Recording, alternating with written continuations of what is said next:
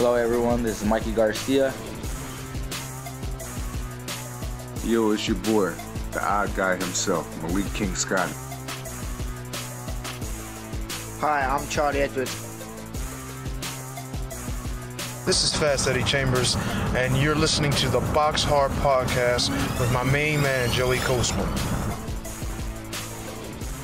Hello, everybody, and welcome to episode 23 of the BoxHard Podcast. I'm your host, Joey Coastman. I'm joined, as always, by Ayaz Sumra. Ayaz, how you doing?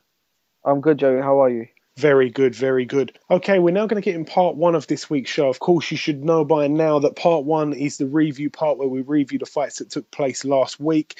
And part two, of course, is the preview part where we preview the fights coming up this week.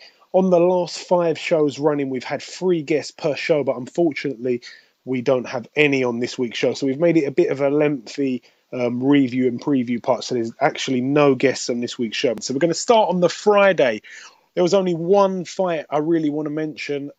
Prince Patel fought a guy called Juan Hinestroza. Now, Juan Hinestroza had also fought Charlie Edwards. Of course, there's been a lot of bad blood, a lot of back and forth between Charlie Edwards and Prince Patel. We also had Charlie Edwards on the show last week, of course, just coming off of his win last weekend on the Quick Frampton undercard, the weekend before last, should I say. So Prince Patel was facing Juan Hinestroza, and Juan Hinestroza fought Charlie Edwards over 6 rounds, and Charlie Edwards won every round. You know, he won. It was a points decision. He won all 6 rounds, and he also had his man down in the first round. Prince Patel, of course, he fought Juan Hinestroza, and Prince Patel managed to get a draw. It was only a 4-rounder. It was a draw, though, it ended up being. And Prince Patel was also knocked down during that fight. So a lot of people that were ringside, it was one of those fights, it wasn't televised, but a lot of people ringside are saying that he was very, very fortunate to scrape a draw out of that performance. So a bit of a sort of a knockback, a little bit of a setback there for Prince Patel. You know, of course, he wants to be mentioned along with the other flyweights in the country like Charlie Edwards. Charlie Edwards beats this man every single round in 6 rounds and then also drops him in the first round. Prince Patel gets put down by the same man. And the guy's actual record was 3 wins and 5 losses going into this fight. So, you know, Prince Patel should have really wiped the floor with him, to be honest. We're going to now move over to Saturday. There was a return of a Mexican legend. Antonio Margarito returned to the ring with a record of 38-8. He was out the ring for a couple of years. He returned back against Jorge Paez Jr., and Margarito was actually knocked down in the 6th round, but went on to win unanimously after 10 rounds. I must admit, I found it very hard to find a link to see this fight, so I haven't actually seen it, but I'm not sure. You know, he's come back, he's fought this guy who was a decent opponent, to be totally honest, but he was put down in the 6th round. So when he does really step up the opposition, it'd be interesting to see, you know, how he looks against tougher opposition. We're going to move over now from Mexico straight over to Russia. We're going to start at the top of the bill. It was a little bit of a shock in some people's eyes, the result of this fight. Ruslan Chagaev put his WBA World Heavyweight title on the line against Lucas Big Daddy Browne, the undefeated ex-bouncer, ex-doorman from Australia. Ruslan Chagaev, of course, was 37 years old. Lucas Browne, 36 years old. We talked about it in pretty, you know, in quite a bit of depth last week. So Ruslan Chagaev managed to put Lucas Browne down in round 6, and Lucas Browne looked all over the place. To be honest, he looked absolutely exhausted. And then they came out. He managed to get through the round, and he started quite okay, Lucas Browne, to be totally honest. He was boxing on the back foot. He was really sticking behind the jab, which we've never, ever seen Lucas Browne do, and nobody really thought he could do it, to be totally honest. So he was fighting like a complete different man to what we've seen previously from Lucas Browne. So it shocked a lot of people, but he was fighting really well, to be totally honest. You've got to give credit to him. And then in the 10th round, the turn of the tide, because Chagaev, you know, Lucas Browne was winning the early rounds, in my opinion. He was doing quite well. He was landing some good punches on Chagaev, who's got an absolutely fantastic granite chin. Lucas Browne was kind of tiring towards the latter rounds, you know, round 7, 8, 9, 10. He didn't look very good. Chagaev was coming on strong. Then suddenly they both kind of threw a right hook at each other. Chagaev's hook caught Lucas Browne in the neck, didn't really do much bother. And Lucas Browne, they literally hit each other at the same time. Lucas Browne caught him. He didn't see the punch coming. And next thing you know, Chagaev's on the floor. He got up. He looked all groggily. The referee let it carry on. And then Lucas Browne just absolutely jumped on him, which is what we like to see from fighters. He tried to, jump in with that killer instinct and finish him off. And to be honest, I saw some of the punches that Lucas was throwing. He was giving it everything. He was absolutely exhausted, right? He was throwing every kind of punch he could throw. Some of them didn't even look like they would hurt a baby. He was just throwing everything he could. He was just absolutely, trying to get him out of there. And in the end, he caught him with a few big punches and they were unanswered. And the referee jumped in and stopped it, jumped in and waved it off. And I must say, it was in Russia. It was very hostile for Lucas Browne. They even spelt his name with a K, Lukas Browne. I must say it was very hostile. There's, of course, everybody was behind Chagaev. There was hardly anyone in the arena supporting Browne apart from his corner and all that. And, there's a lot of noise when Chagaev was coming forward. And I think the referee, who I believe waved it off at the right time. But sometimes you see these types of fights when they're in somebody's backyard and they go down and then they get back up. They were winning some of the rounds. The referee's a bit sort of hesitant to jump in and stop it because they're thinking, we're in the backyard here. I don't really want to, stop the fight prematurely, especially, of course, it's the home fighter. But to be totally honest, I think the referee done a great job. And Lucas Browne now, he goes to show that a lot of people, I'm sure he'll be saying that if I can do it, anyone can do it. He was a doorman. He was a bouncer. He was a big guy. Of course, he's always been a big guy. He's turned to boxing. And here he is, 24-0 now. And he's the WBA World Heavyweight Champion. Of course, this is the regular title. The Super Champion, it's all a bit confusing in the WBA. But the Super Champion is Tyson Fury. The regular champion is Lucas Browne. And the interim champion, all of these belts, by the way, are WBA belts. The interim champion is Luis Ortiz, who also had a fight on the same night. We're going to move over to that shortly. On the undercard, Edmund Gerber fought Brian Minto. Edmund Gerber moves now to 26-2. Brian Minto looked absolutely terrible. And like I say, the fight was stopped in the second round.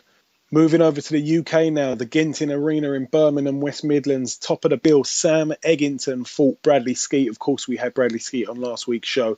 Sam Eggington defending his British and Commonwealth welterweight titles against Bradley Skeete. It was a nice bit of business. We like to see this, a little bit of business between Eddie Hearn and Frank Warren. So Bradley Skeete, of course, Frank Warren's fighter, went over to Birmingham, the backyard of Sam Eggington. And something I pointed out, actually, Bradley Skeete, all of his previous fights, every single one of the 23 fights he had were all in London. So he was actually travelling for the first time in his professional career.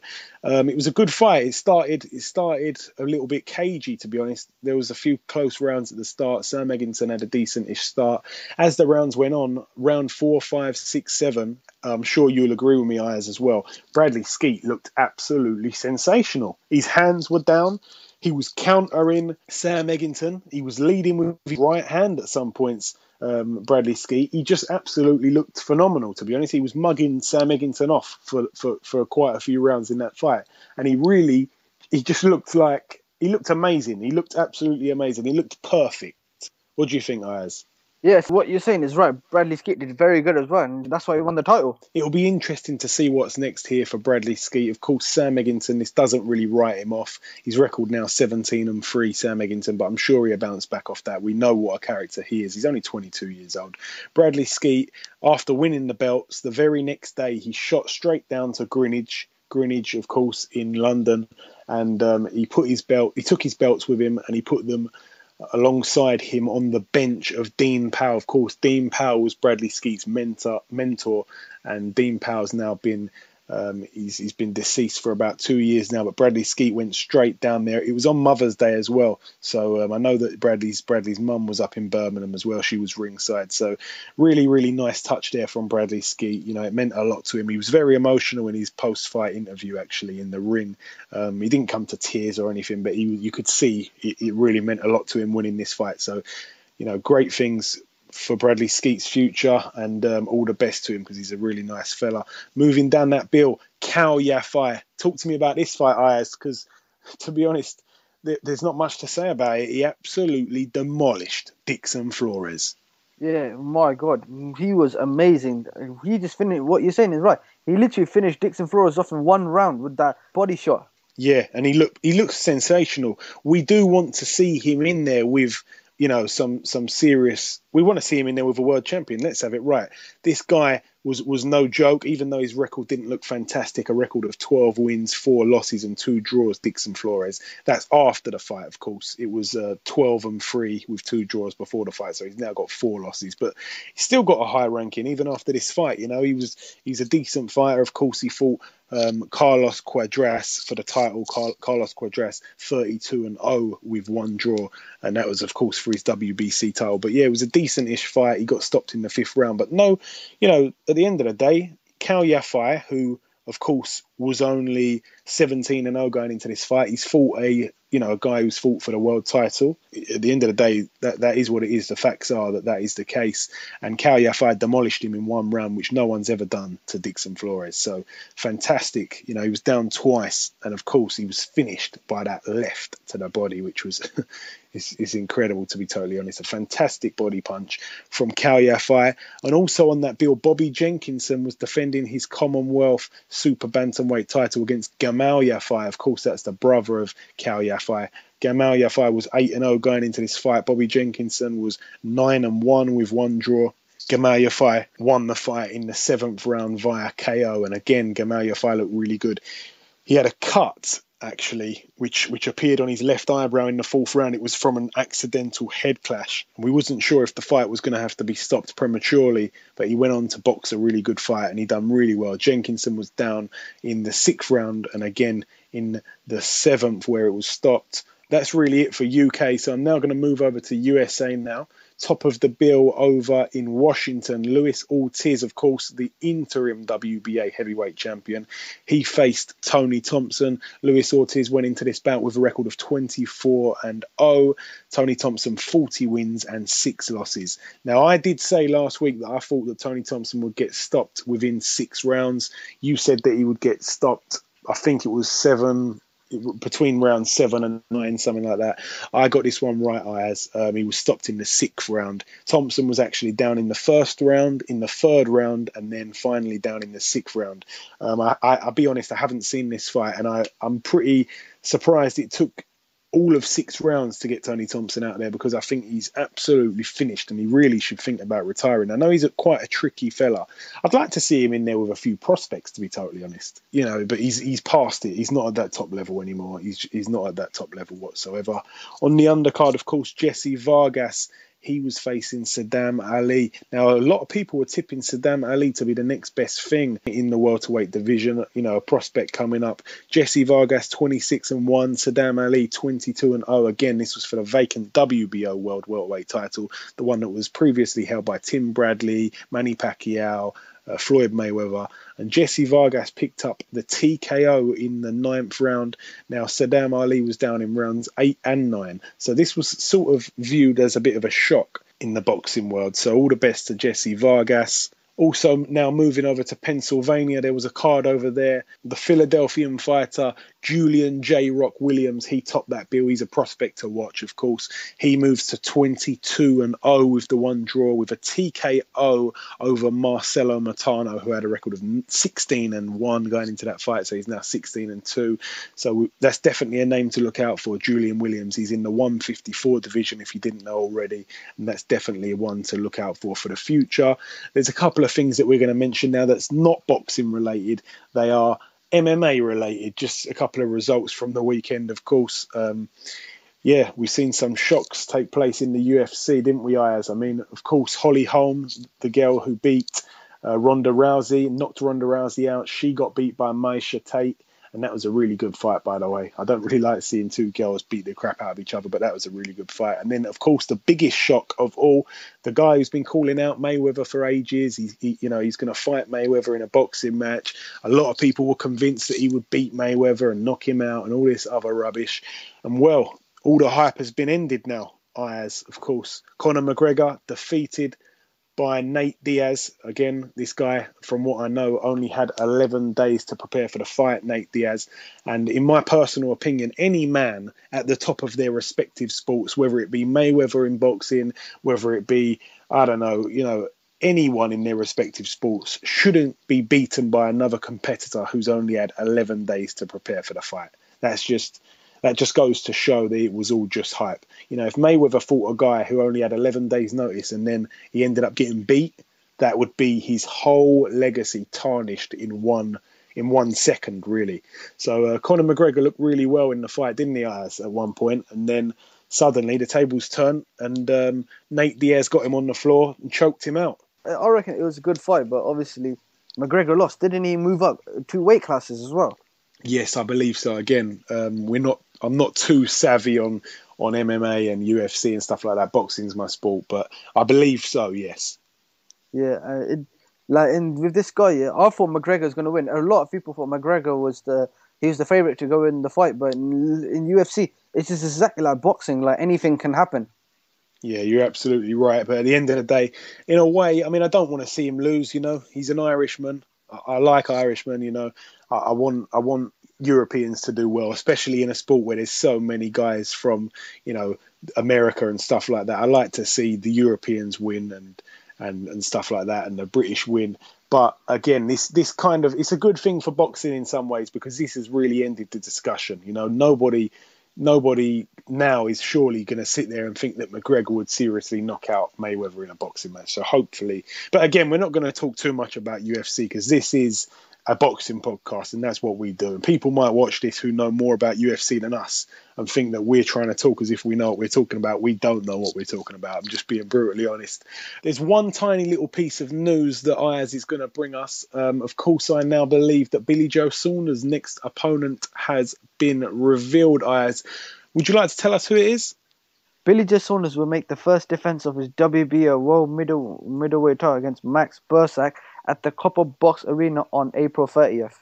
Yeah, a decent little fight. A lot of people, they're taking to Twitter to say, oh, this is terrible, this is awful, blah, blah, blah, blah, blah. Yeah, I understand what they're saying. Max Persse, good fighter, arguably over the hill. I don't think the last 5 or 6 fights he's had, he hasn't really had many wins. I think he may have lost 3 of his last 6. So a lot of people not too sure about him, but he really is one of those guys that only the hardcores know. I knew about him, of course.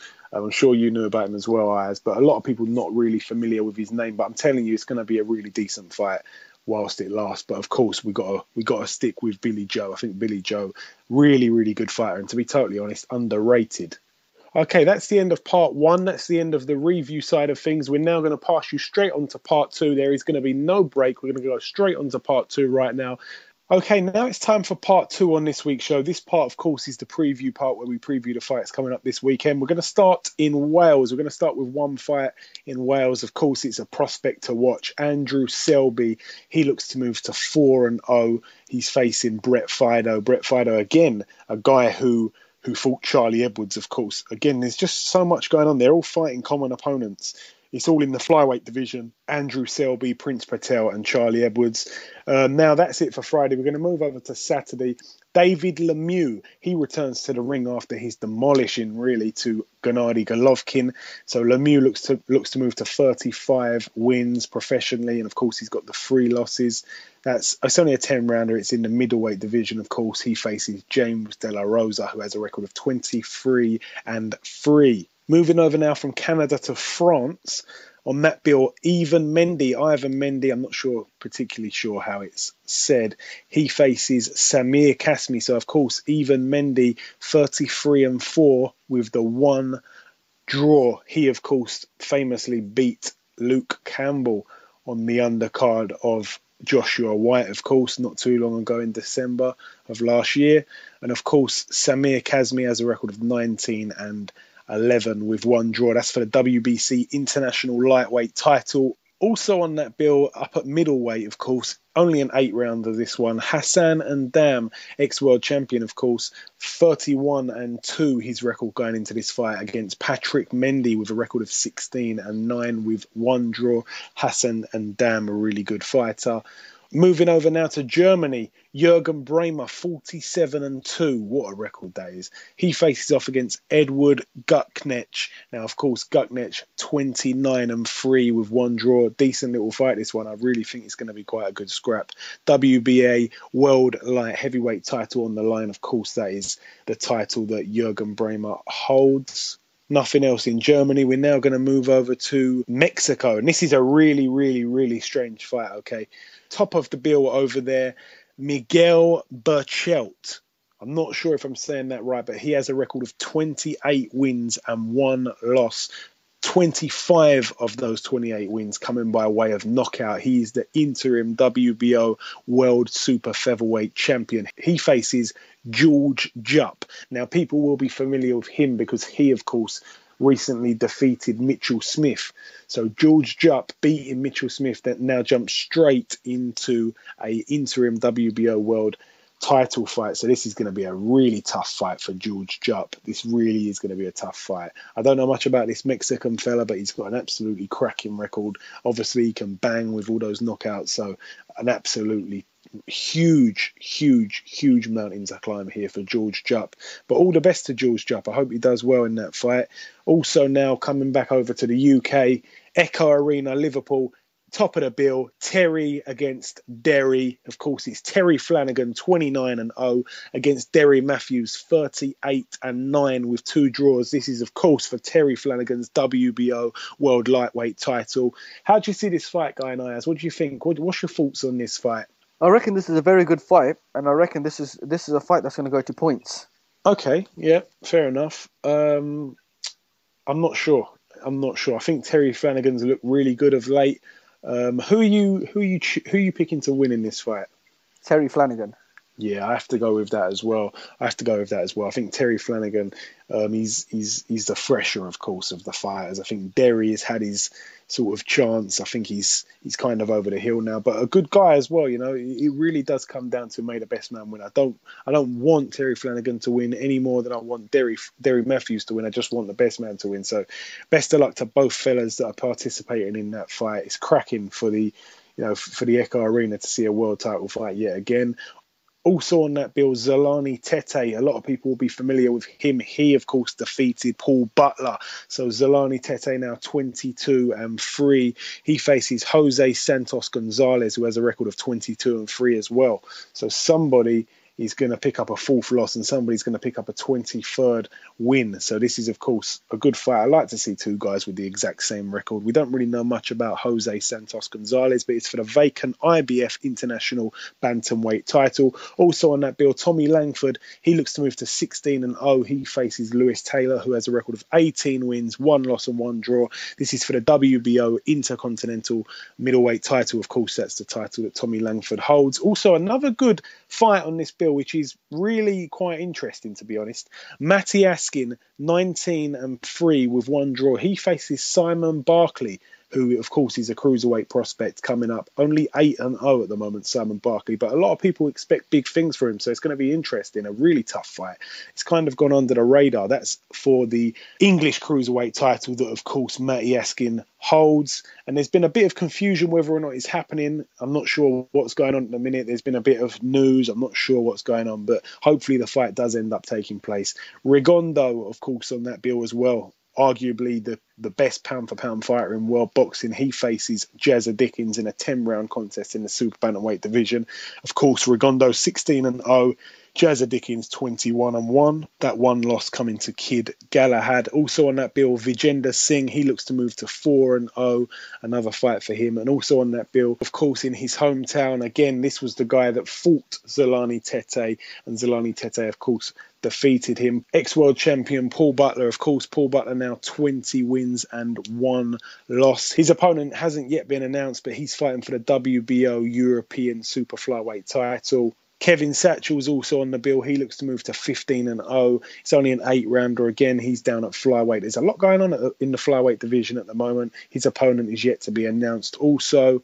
We're now going to move over to Las Vegas, of course, top of the bill, Zab Judah. We haven't seen him in a ring for quite a while. It'd be interesting to see what he has left. His record now 42 wins, 9 losses. He faces Josh Torres, who has a record of 15 wins, 4 losses and 2 draws. That's only a 10-rounder, of course, in the super lightweight division, which is, of course, the 140 division. Okay, now it's time to conclude episode 23 of the BoxHard Podcast. I've been your host, Joey Coastman. Ayaz Sumra has been Ayaz Sumra. A massive shout out if you've managed to listen this far. Thank you very much for your ears. Again, we tried to keep it a little bit lengthy today. We talked in depth about numerous fights, so thank you very much for listening to all of that and listening, of course, to another show of the BoxHard Podcast. We'll be back next week with another buster of a show. Keep liking, keep subscribing, keep following, keep retweeting and favoriting, and we'll see you next week. Take care.